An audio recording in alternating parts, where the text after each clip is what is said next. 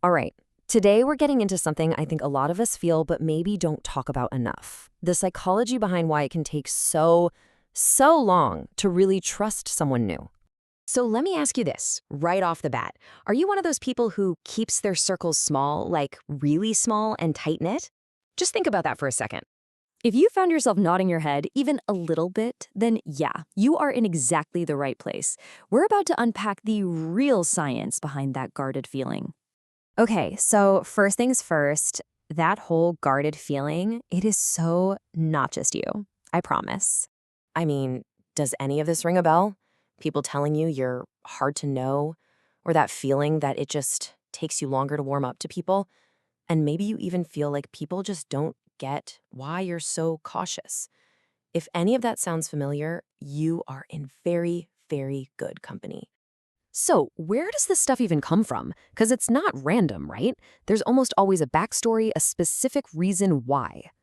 Look, for most people, this isn't some personality trait you were born with. It's a learned response. It's like a protective shield your mind built, probably after getting seriously burned by a betrayal or going through a period of just total emotional burnout.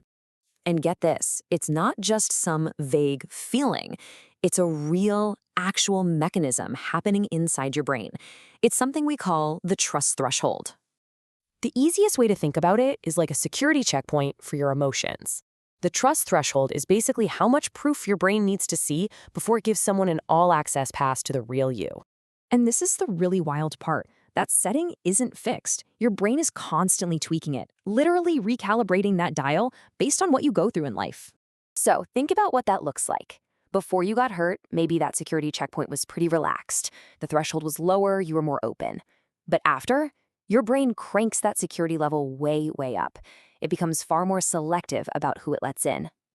Okay, so what does this all mean for you? This is where we get to flip the script on this whole thing, because we're going to stop seeing this as a flaw and start seeing it as a function, a really sophisticated one. You know, it's so easy to beat yourself up about this, isn't it? To have that little voice in your head asking, what's wrong with me? Am I just pushing everyone away? But here's the truth. Here's the reframe. You're not rejecting people. Your brain is doing something way more impressive.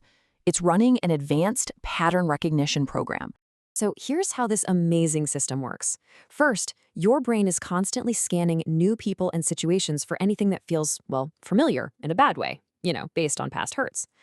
Second, if it gets a hit, it raises a little red flag. It's a warning system telling you, hey, potential risk here, maybe don't go all in just yet.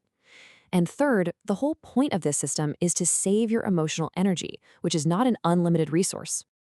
And that right there brings us to the big takeaway, the whole reason this incredible mechanism even exists. So yeah, the misconception is that you're rejecting human connection, but the psychological reality is so much more empowering. You aren't pushing people away, you are wisely protecting your finite emotional energy. You're saving it for the people and the relationships that are truly safe and worthy of it. So let's be crystal clear about this. Having a high trust threshold isn't a bug, it's a feature. It is an intelligent adaptation that you have learned from experience. It is not a social failure. Which leaves us with one final thought. Now that you know your brain isn't broken, that it's actually working as your own personal, highly advanced security team, how are you going to honor that? How are you going to thank it for looking out for you?